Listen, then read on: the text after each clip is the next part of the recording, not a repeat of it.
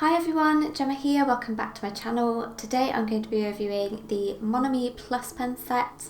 These are fine liners, but they can also be used as brush pens, and I hadn't heard much about them, so I'm interested to see what they're like. If you enjoy calligraphy, stationery or journaling, consider subscribing, and let's get into it. Starting with the cost, you can get these pens from Amazon for £19, which works out to 53p per pen. As far as value for money is concerned, that's pretty good. A lot of other brush pen brands come in at around £20 for 12, so you're getting around triple the amount of pens. On the face of it, it's a bargain, but technically these aren't brush pens, these are fine liners. So when you compare them to Stabilo, for example, they're more equally matched price-wise. The fact that you can use these as both brush pens and fine liners arguably increases their value though. But as I've said before, there's no point in splashing out on pens regardless of cost if they're not good quality or if you simply won't use them. I recommend utilising review videos out there as a guide, and if you're unsure, I recommend buying just one to try it out first. Moving on to the colour range, there are 32 different colours contained within the pack, and there's a really nice mix of colours here.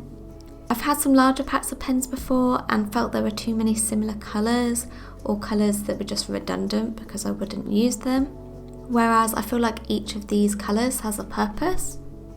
There are some unique colours within this pack, particularly some of the oranges, and the pack contains some neon colours as well. My favourite colours are the pastels, the peacock blue, and weirdly some of the oranges. Now, orange isn't normally a go-to colour for me, but maybe it's because the oranges in this pack are more unique.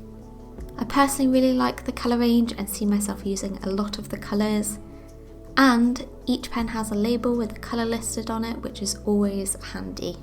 Now onto how I actually find the pens. The nib is rather firm, probably because these are actually intended as fine liners, not brush pens. Occasionally they do drag on the page and you can get a little splatter when it unsticks. The firmness of the nib means that you don't have to be scared of applying pressure, but the snagging can occasionally be annoying. The nib size is very small, much smaller than even small brush pens such as the Pentel Touch, and this is the reason why I actually got them, as having brush pens in this size offers more flexibility, and these are the only option that I'm aware of that come in this size. If you are aware of any other alternatives, please let me know down in the comments. Because of the size of the nib, they're ideal for bullet journaling.